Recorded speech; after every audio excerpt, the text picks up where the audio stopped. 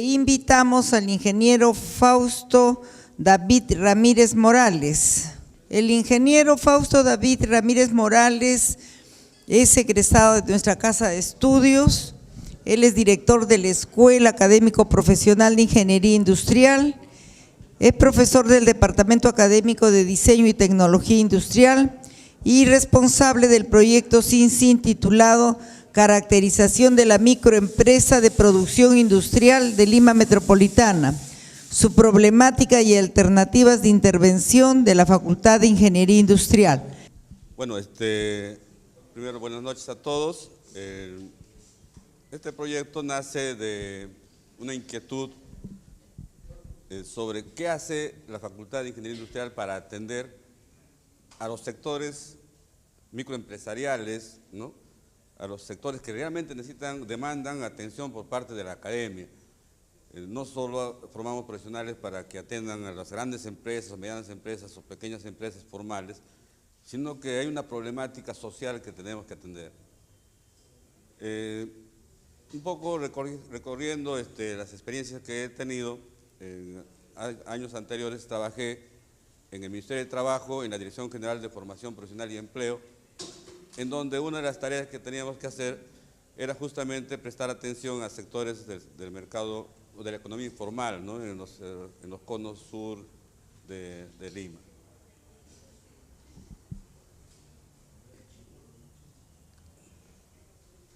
Bueno, vamos a tocar estos puntos de manera somera, ver un poco la definición de lo que es microempresa, su clasificación, características y el rol que debería cumplir la Facultad de Ingeniería Industrial en la atención de esta problemática.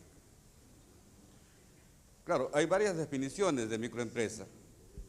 La definición formal, como vamos a ver más adelante, está en función del número de trabajadores o al volumen de ventas.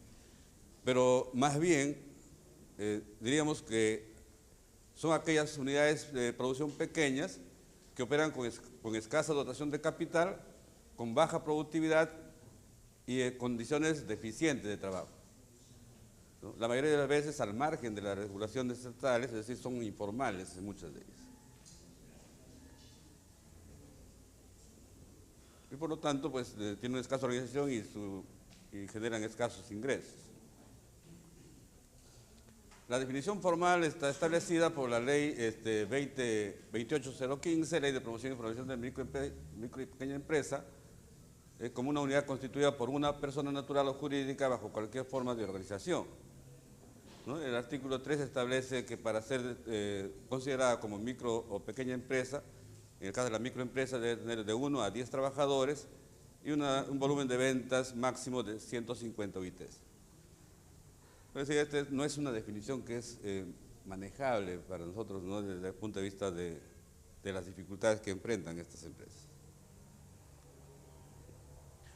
¿Cómo se clasifican las microempresas? Básicamente hay dos tipos de microempresas. Las microempresas de subsistencia, que operan con bajos niveles de ingreso, que su preocupación es reproducir cada día su pobreza, digamos, ¿no?, sin una visión de acumulación o de crecimiento.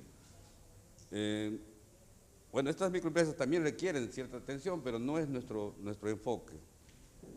Nosotros más bien estamos tratando de ver de qué manera ayudamos a las empresas que sí tienen un potencial de desarrollo, ¿no?, microempresas de acumulación. Ya estas empresas tienen cierto grado de formalización, manejan ciertos criterios empresariales, ¿no?, pero tienen ciertas dificultades también de organización y de producción que podemos atender.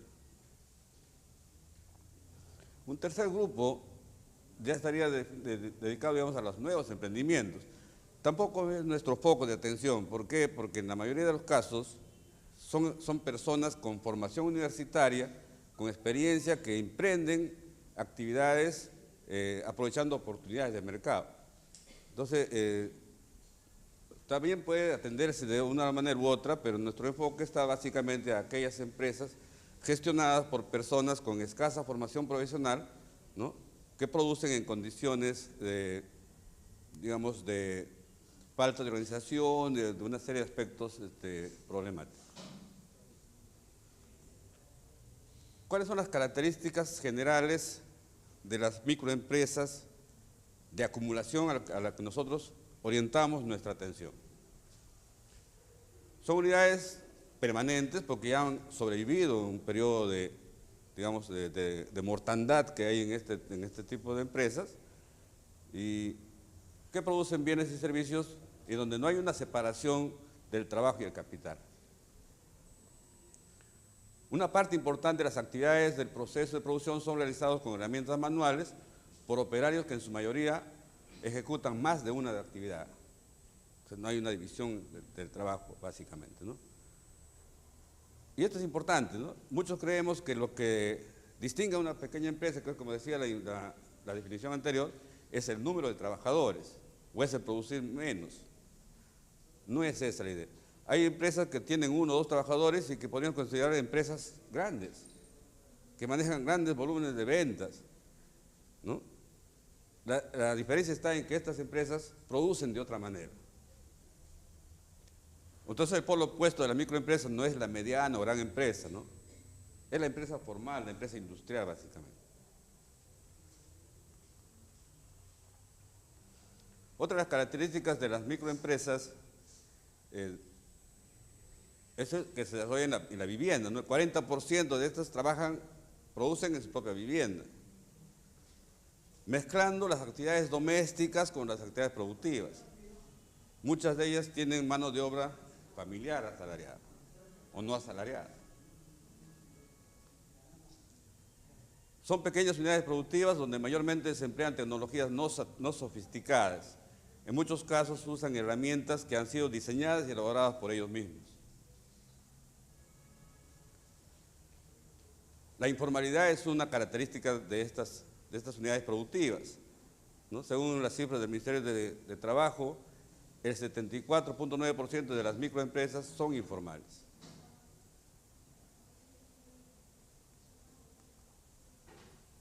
La estructura interna se refiere a cómo la microempresa combina el uso y la dotación de factores de producción, es decir, el capital, el trabajo, el factor empresarial y la tecnología.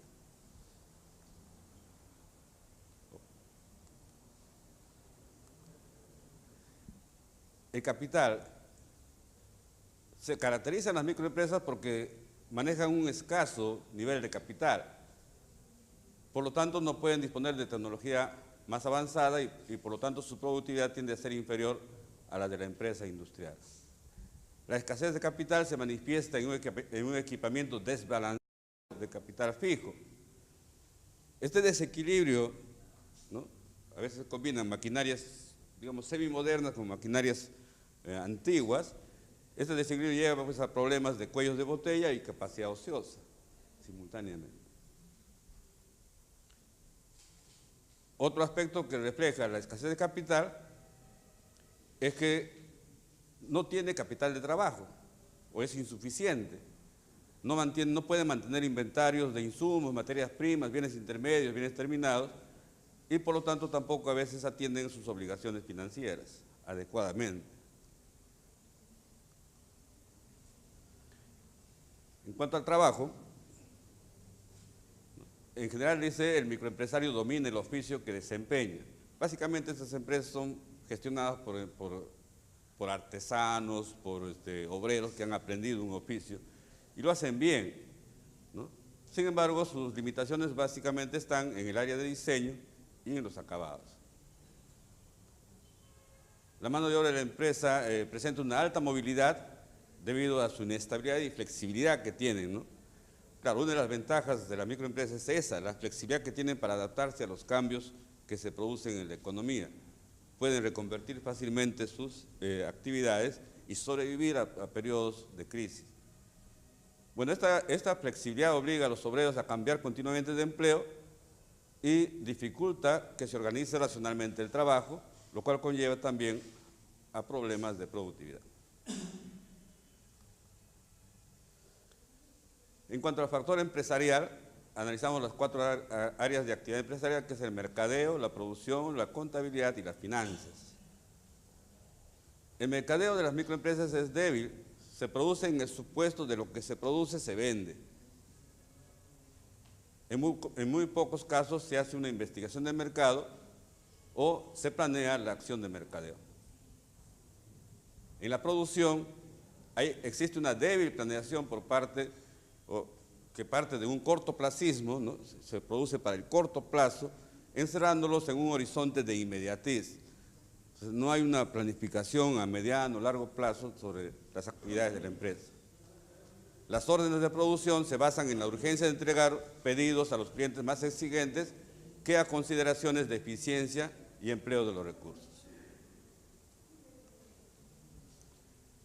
En el área contable, un porcentaje muy alto de microempresas no tiene una contabilidad establecida, ¿no? A veces se reduce a algunos apuntes desordenados y carentes de toda sistematización. En el aspecto financiero, el vacío contable que hemos visto en el caso anterior se correlata en el sentido en que se mezclan los recursos de la empresa con el presupuesto familiar. No hay una edición. De igual forma, a veces se reciben anticipos para hacer una producción y eso lo utilizan para cumplir con una producción anterior. O lo utilizan para pagar la mano de obra, ¿no? Por lo tanto, en algún momento determinado no pueden ellos establecer cuál es la situación financiera de la empresa en un momento. En cuanto a la tecnología, diríamos que está en la transición de la producción artesanal a la producción industrial. Hay una mezcla, digamos, de este tipo de tecnología. La organización del trabajo, los mecánicos, los ebanistas, los que gestionan microempresas de este tipo, han organizado su empresa en función a lo que han aprendido de su maestro, ¿no? Sin tener en cuenta criterios de eficiencia y de funcionalidad. Los instrumentos de producción. Se observa que los microempresarios demuestran un dinamismo para tratar de introducir maquinaria nueva. Están dispuestos a innovar, pero tan pronto tengan los recursos para ello. Por lo tanto, la microempresa tiene una tecnología atrasada debido a que su escasez de capital lo obliga a equiparse con maquinarias de segunda o de tercera. ¿Cuál es el rol que deberíamos cumplir como facultad? Nuestra misión es clara. Dice que somos una facultad de la Universidad Nacional de San Marcos con alto nivel académico, en formación de profesionales del ámbito de la ingeniería industrial, flexibles, innovadores y capaces de resolver las necesidades de la sociedad peruana, con sólidos valores éticos, morales, comprometidos con el desarrollo sostenible, en fin. Entonces, acá en nuestra misión nos está señalando, ¿no?, que nuestra misión va por encima de atención a los sectores empresariales modernos, ¿no? Nuestra visión nos compromete a atender también a los sectores, digamos, segregados de la economía. Entonces, coherente con esta misión, la facultad puede y debe intervenir en la solución de esta problemática. ¿Cómo? Hicimos una encuesta a microempresarios y encontramos los siguientes resultados, ¿no? El 30% de los encuestados tiene una mira de incrementar sus ventas entre un 10 y un 25% para el siguiente año. Solo un 32% de las unidades productivas tiene un área de diseño, necesidad de diseño. 79% tiene un diseño establecido o toma diseños del mercado, se copia. El 42% no dispone de planos ni especificaciones técnicas de sus productos. O sea, aspectos que nosotros podemos aprovechar para la formación académica y para la intervención y mejoramiento de estas unidades. Sorprendentemente, nosotros pensábamos que había un cierto nivel, digamos, de resistencia de estas empresas. Sorprendentemente, el 84% está abierto, está dispuesto a recibir asesoramiento, a recibir ayuda de la universidad. El 74% considera que debe mejorar sus métodos de manufactura. ¿Se dan cuenta de su problemática? El 84% necesita asistencia técnica en procesos de producción y distribución de planta.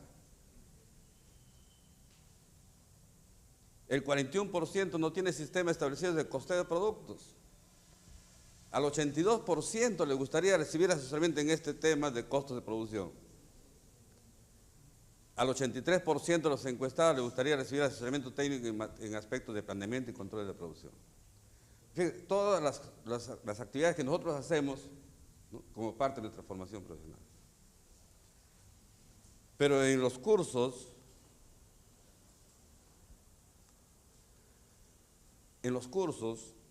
hacemos problemas teóricos de distribución de plantas, de diseño, cuando existe, ¿no?, cuando existe un ambiente donde se podría trabajar de manera directa en la resolución de problemas. La metodología de aprendizaje basada en problemas se orienta a eso, ¿no?, a resolver problemas reales.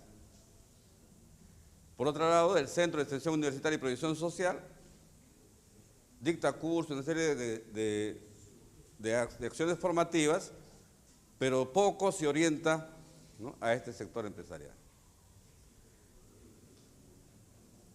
Las prácticas preprofesionales.